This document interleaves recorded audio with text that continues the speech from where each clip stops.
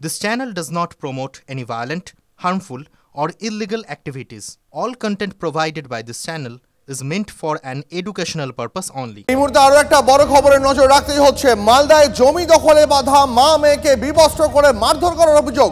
গাজলে মারধরের পাশাপাশি মা মেয়েকে ধর্ষণের চেষ্টার অভিযোগ। স্থানীয় জমি মাফিয়ার দাপটে আতঙ্কে ঘরছাড়া মা ও মেয়ে। এই মুহূর্তে জানিয়ে রাখি আপনাদের এই মুহূর্তে বড় খবর। আমাদের সহকর্মী শুভতোষ রয়েছেন, আরো বিস্তারিত জানাবেন আমাদের। শুভতোষ, কি অভিযোগ? বাংলা জুড়ে এটা চলছেটা কি?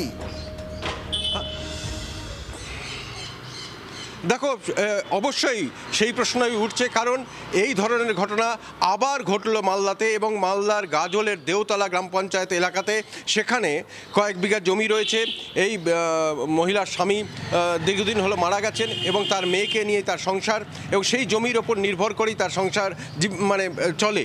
তো সেই মহিলা এবং তার মেয়েকে নিয়ে তিনি যখন চাষের জন্য গেছিলেন, সেখানে অভিযোগ তাকে সেই জমি থেকে বার করে দেওয়ার চেষ্টা করা হয় এবং সেই জমি দখল করার চেষ্টা করা হয়। তিনি বাধা দিলে তাকে মারধর করা হয় এবং অভিযোগ তিনি যেটা জানাচ্ছেন তাতে তাকে বিবস্ত্র করে প্রায় নগ্ন করে তাকে ধর্ষণের চেষ্টা পর্যন্ত করা হয়। এবং এই নিয়ে তিনি স্থানীয় থানাতে জানিয়েছেন, গাজল থানাতে জানিয়েছেন, কিন্তু পুলিশের ভূমিকা নিয়ে উঠছে প্রশ্ন।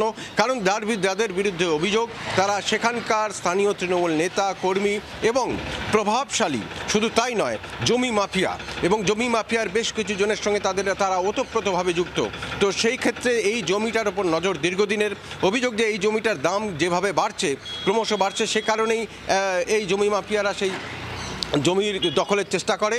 এবং এই মহিলাকে যখন মারধর করছিল তখন তার মেয়ে, যে কলেজ পড়ুয়া, সে যখন বাধা দিতে আসে তাকে তার সাথে সেই একই এরকম আচরণ করা হয়। ঘটনাচক্রে সেই সময় রাস্তা দিয়ে যাচ্ছিলেন এক আইনজীবী এবং সেই আইনজীবী, তার সঙ্গে তার সহকারী এবং অন্যান্যরা ছিলেন এবং তারা প্রথমে দেখতে পান, তারা গ্রামের কয়েকজন লোককে ডেকে নিয়ে এসে তাদেরকে উদ্ধার করেন বলে অভিযোগ।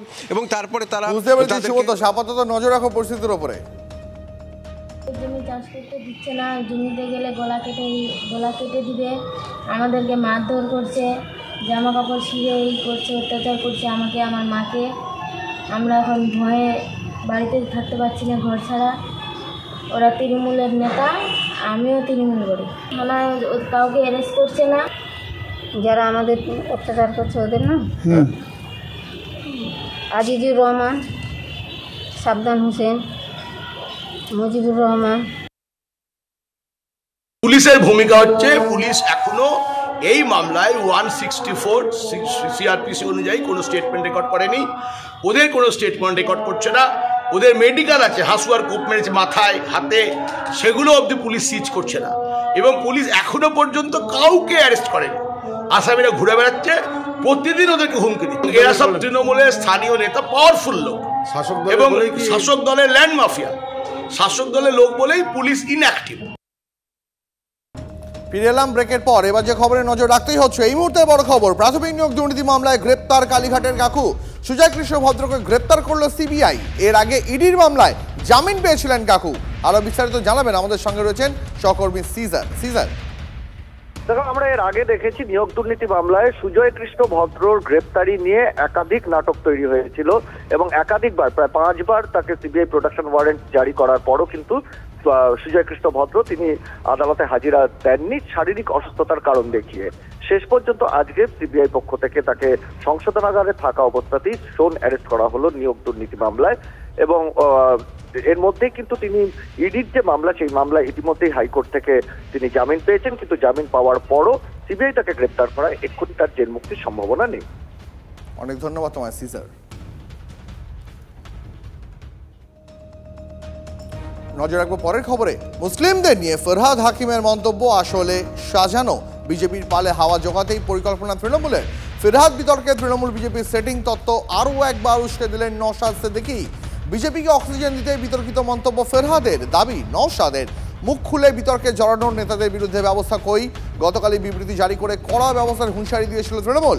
দলের অবস্থান নয়, ফরহাদের মন্তব্য ব্যক্তিগত। গতকালই সেই মন্তব্যের দায় খারিজ করে তৃণমূল কংগ্রেস। তৃণমূল আদর্শের কথা বললেও কোথায় পদক্ষেপ, প্রশ্ন তুলছেন বিরোধীরা। শুধু ফিরাদ সাহেব নয়, বিভিন্ন নেতারা বিভিন্নভাবে যে অবাঞ্ছিত মন্তব্য করছে তার বিরুদ্ধে দল কি ব্যবস্থা গ্রহণ করেছেন? দল সম্প্রীতির কথা বলছে, দল ঐক্যের কথা বলছে তৃণমূল কংগ্রেস। তৃণমূল কংগ্রেসের আমলে সব থেকে বেশি সম্প্রীতি বিনষ্ট হয়েছে পশ্চিমবাংলাতে। হাজার হাজার বিঘা জমি ওয়াকফ সম্পত্তি এখনো উদ্ধার করতে পারলো না, বিয়াত হয়ে যাচ্ছে। কাকে ঐক্যের বার্তা দিতে চাইছেন? এগুলো স্ক্রিপ্টেড, পূর্ব পরিকল্পিত এই ধরনের মন্তব্য করে বিজেপিকে অক্সিজেন দেওয়ার জন্য এগুলো বলা হচ্ছে। সংখ্যালঘু নয়, সংখ্যা গুরু হতে চাই। আরো একবার শোনাই আপনাদের ফরহাদ হাকিমের সেই মন্তব্য। बंगाल में तो हम 33% हैं, मगर हिंदुस्तान में भी हम सिर्फ 17% है और हमें माइनॉरिटी कम्युनिटी कहा जाता है।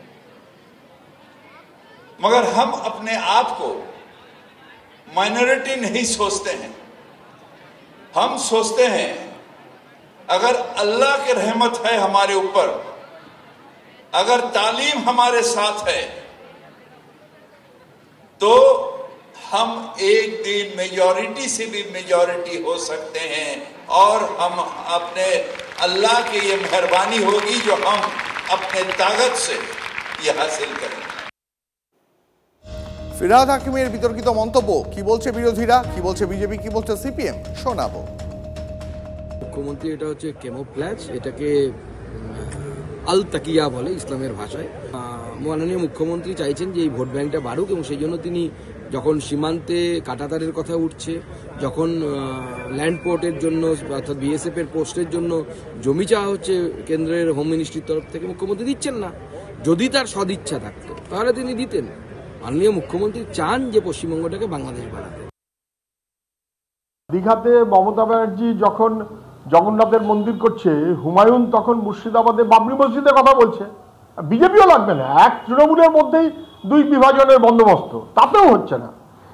এবার বিভাজনের রাজনীতি করার জন্য আরএসএস এর সুরে হয়তো মমতা ব্যানার্জির উৎসাহে ববি হাকিম বলে দিলে যদি বাড়তে সুবিধা হয়। নেতা মন্ত্রী মেয়র যদি এরকম বেঠিক কথা বলেন মেরুকরণের রাজনীতির জন্য, তাতে আরএসএস খুশি হবে, হয়তো মমতা ব্যানার্জিও খুশি হতে পারেন, আমি জানি না, কিন্তু মানুষকে বিভ্রান্ত করা হবে।